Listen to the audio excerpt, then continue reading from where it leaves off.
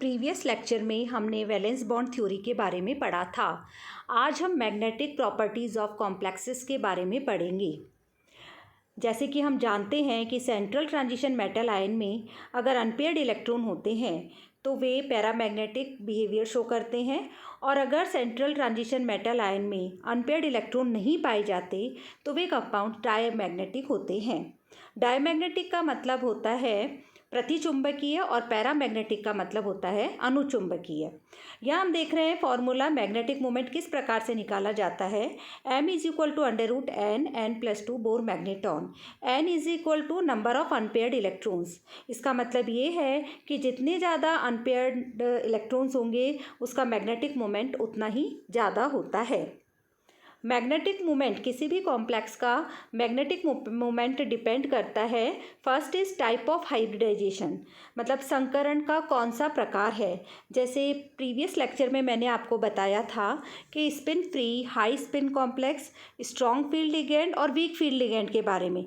जैसे अगर strong field ligand अगर अटैक करता है तो हम देखते हैं कि अगर कोऑर्डिनेशन नंबर 4 है और स्ट्रॉन्ग फील्ड लिगैंड अगर अटैक कर रहा है तो DsP2 हाइब्रिडाइजेशन होता है, और अगर वीक फील्ड लिगैंड अटैक करता है तो sp3 हाइब्रिडाइजेशन होता है। ज़्यादातर केसेस में इस प्रकार के का हाइब्रिडाइजेशन पाया जाता है। sp3 हाइब्रिडाइजेशन में हम देखते हैं कि जो डी इलेक्ट्रॉन्स होते हैं उनमें अनपेयर्ड इलेक्ट्रॉन की संख्या ज़्यादा होती है, इसलिए वो पैरामैग्नेटिक बिहेवियर शो करते हैं। DsP2 हाइब्रिडाइजेशन अगर स्ट्रॉन्ग फील्ड लिगैंड के द्वारा होता है तो उसमें अनपेयर्ड इलेक्ट्रॉन की संख्या कम होती है या ना के बराबर होती है। अगर उसमें अनपेयर्ड इलेक्ट्रॉन नहीं पाए जाते तो वह डायमैग्नेटिक बिहेवियर शो करते हैं। इसी प्रकार से कोऑर्डिनेशन नंबर जब 6 होती है तो उसमें दो प्रकार के हाइब्रिडाइजेशन पाए जाते हैं, sp3d2 and d2sp3।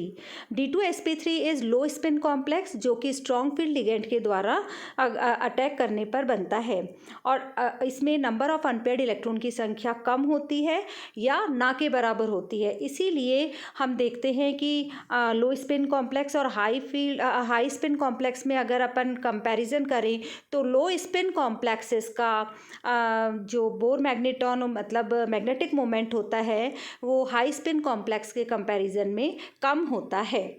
Second is the oxidation state of central transition metal ion. जैसे प्रीवियस लेक्चर में मैंने आपको बताया था कि आयरन 2+ और आयरन 3+ में नंबर ऑफ अनपेयर्ड इलेक्ट्रॉन की संख्या में डिफरेंस आ जाता है, तो इनके मैग्नेटिक मोमेंट में भी डिफरेंस आ जाता है।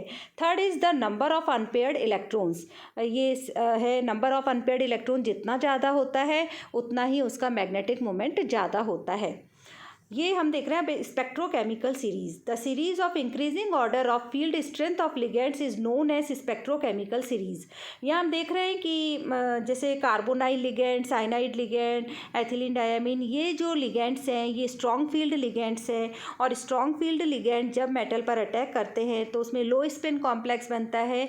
अगर वो कोऑर्डिनेशन नंबर 6 मेटल की कोऑर्डिनेशन नंबर अगर 6 है तो उसमें D2sp3 ट्रांजिशन होगा, और अगर वीक फील्ड लिगेंड है जैसे हैलाइड्स आयन अगर अटैक करते हैं तो इसमें हाई स्पिन कॉम्प्लेक्स होगा, जैसे sp3d2 कॉम्प्लेक्सेस बनते हैं। फिर आता है कलर ऑफ कॉम्प्लेक्सेस। जैसे हमने अभी पढ़ा था कि मैग्नेटिक प्रॉपर्टीज़ किस प्रकार से अनपेयर्ड इलेक्ट्रॉन्स पर डिपेंड करती है, उसी प्रकार से कलर ऑफ कॉम्प्लेक्सेस भी नंबर ऑफ अनपेयर्ड इलेक्ट्रॉन पर डिपेंड करते हैं। Complexes in which central transition metal ion contains unpaired electron shows color, it is DD transition। इसका मतलब ये होता है कि फर्स्ट अगर हम देखें कि कलर किस पर डिपेंड होगा तो first is number of unpaired electrons in transition metal ion, second is nature of ligand. जैसे अभी हमने देखा था कि स्ट्रॉन्ग फील्ड और वीक फील्ड लिगेंड से ही हाइब्रिडाइजेशन चेंज होता है। हाइब्रिडाइजेशन तो से D2sp3 होगा या sp3d2 होगा, तो उसमें नंबर ऑफ अनपेयर्ड इलेक्ट्रॉन भी चेंज हो जाएंगे। Third is the oxidation state of central transition metal ion, जो अभी हमने मैग्नेटिक प्रॉपर्टीज़ में पढ़ा था, आयरन का केस हमने देखा था। फिर आता है कि the wavelength of light absorbed and emitted. फिर है the proportion of ligands in the coordination sphere. यहाँ हम निकल का एग्जाम्पल देख रहे हैं। इसमें हम देख रहे हैं कि जो ये कॉम्प्लेक्स है इसमें H2O के 6 मॉलिक्यूल सेकेंडरी वैलेंसी, इसका मतलब कोऑर्डिनेशन स्टेट को शो कर रहे हैं। इसमें 6 H2O लिगेंड्स हैं जो कि निकल से डायरेक्टली लिंक्ड हैं। तो इधर निकल की जो कोऑर्डिनेशन नंबर है वो है 6। जब जो बाइडेंटेट लिगेंड एथिलीन डायमीन इस पर अटैक करता है तो हम ये देखते हैं कि 2 वाटर मॉलिक्यूल निकल गए हैं और एथिलीन डायमीन का एक लिगेंड इससे अटैच हो गया है, बाइडेंटेट लिगेंड इससे अटैच हो गया है और इसका कलर चेंज हो गया है, ग्रीन से इसका कलर पेल ब्लू हो गया है। तो इस प्रकार से हम देखते हैं कि लिगेंड का भी कोऑर्डिनेशन स्फीयर में जब लिगेंड का एक्सचेंज होता है उससे भी कलर चेंज हो जाते हैं। नाउ द लास्ट जो टॉपिक है इस यूनिट का है वो है एप्लीकेशन ऑफ कोऑर्डिनेशन कंपाउंड। इसमें फर्स्ट हम देख रहे हैं the colour of the coordination compounds containing transition metal causes them to be extensively used in industries for the colouration of materials. इसका मतलब ये इंडस्ट्रीज के काम में आता है कलरेशन ऑफ मटेरियल्स के। Second, they find application in the dye and pigment industries. Die और पिगमेंट इंडस्ट्रीज में भी इनको यूज़ में लिया जाता है। कुछ कॉम्प्लेक्स कंपाउंड जिनमें साइनाइड एज ए लिगेंड को यूज़ में लेते हैं वे इलेक्ट्रोप्लेटिंग की प्रोसेस में काम में आते हैं। Some complex compounds containing cyanide as a ligand are used in the process of electroplating. These compounds are also very useful in photography. Coordination complexes are very useful in the extraction of many metals from their ores। जैसे कि अगर हम यहाँ देखें निकल and cobalt, उनको हम इसी प्रोसेस से सेपरेट करते हैं। फिर एप्लीकेशन इन बायोलॉजी, जो हीमोग्लोबिन है, haemoglobin consist of haem complex ion which has tetrapyrrole porphyrin ring structure with central iron 2+ ion. इसी तरीके से vitamin B12 consist of tetrapyrrole porphyrin ring complex with central cobalt 3+ ion and its coordination number is 6। फिर laboratory में इसकी कई application है। जैसे निकल को हम एस्टिमेट करते हैं तो nickel 2+ is estimated using as a complexing agent dimethyl glyoxime. The hardness of water is estimated using complex of calcium 2+, magnesium 2+ with EDTA ethylene diamine tetra acetic acid. अगर मेडिसिनल यूज़ में हम देखते हैं cisplatin is used in the treatment of cancer. Cancer के treatment में cisplatin use में आती है। फोटोग्राफी में भी काफ़ी कॉम्प्लेक्सेस यूज़ में आते हैं। इसी तरीके से मेटलर्जिकल प्रोसेस में भी इनको यूज़ में लिया जाता है। अब जो क्वेश्चन आंसर जो एग्ज़ाम में पूछे जाते हैं, जैसे यहाँ हम देख रहे हैं कि कुछ कंपाउंड का IUPAC नेम पूछा जा रहा है। For the following compounds right the IUPAC name. जैसे फर्स्ट एग्जांपल हम देख रहे हैं कोबाल्ट का कॉम्प्लेक्स है जिसमें 4 NH3 लिगेंड से अटैच्ड है और 2 H2O। तो यहाँ हम देखेंगे सबसे पहले वही कि लिगेंड का नाम पहले आएगा। जैसे हम फर्स्ट जो कंपाउंड है कोबाल्ट का जो कॉम्प्लेक्स है इसका क्या नाम होगा, टेट्राएमीन, क्योंकि 4 NH3 ग्रुप है तो tetraammine diaqua cobalt 3rd chloride. इसी तरीके से सेकंड एग्जांपल में हम देख रहे हैं, पहले हम कैटायनिक यूनिट को लेंगे तो पोटेशियम और 6 साइनाइड लिगेंड है तो पोटेशियम हेक्सा साइनोफेरेट, क्योंकि ये एनायनिक यूनिट है आयरन तो potassium hexa cyanoferrate 3rd। Third example is K2PdCl4 is potassium tetrachloridopalladate 2nd। अब इस तरीके के एग्जाम्पल मैंने आपको प्रीवियस लेक्चर में भी बताया था कि ये पूछ लिया जाता है कि पैरामैग्नेटिक बिहेवियर इसका स्ट्रॉन्ग क्यों है, इसका वीक क्यों है। तो जैसे ये वाला जो एग्जाम्पल है YFeH2O6 3+ is strong paramagnetic compound, whereas cyanide के साथ जो इसका कॉम्प्लेक्स है is a weak paramagnetic complex. यहाँ हम देख रहे हैं कि आयरन का जो एटॉमिक नंबर है वो है 26।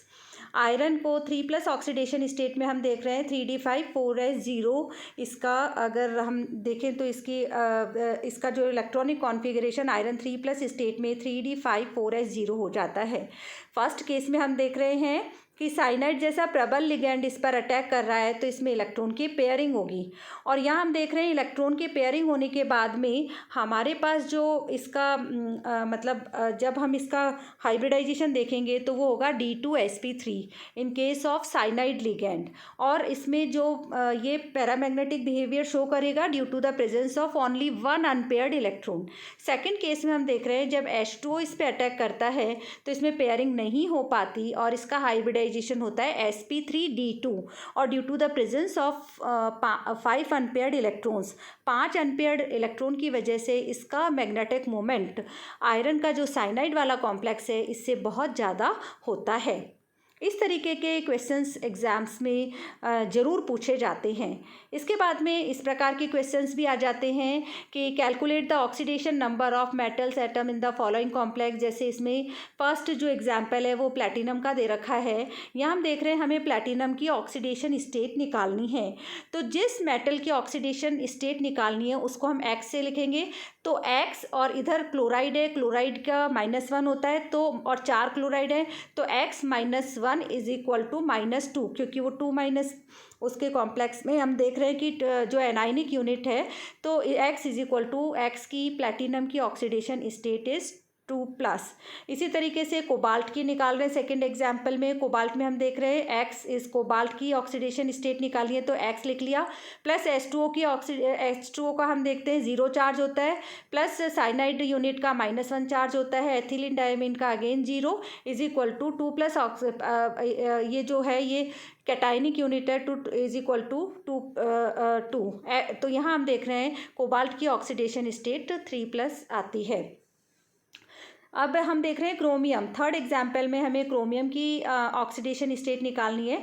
नाउ क्रोमियम में हमने एक्स प्लस अमोनिया का NH3 यूनिट का 0 होगा चार्ज और उसके बाद में क्लोराइड का हम देख रहे हैं -1 है। तो यहाँ हम देख रहे हैं एक्स इज इक्वल टू इसकी ऑक्सीडेशन स्टेट है 3+। तो इस प्रकार से हम किसी भी मेटल की ऑक्सीडेशन स्टेट निकाल सकते हैं।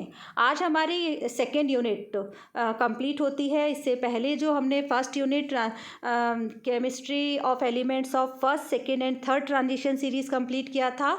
आज हमारी सेकेंड यूनिट कंप्लीट होती है। नेक्स्ट जो हमारा लेक्चर होगा वो एसिड एंड बेसिस पर होगा।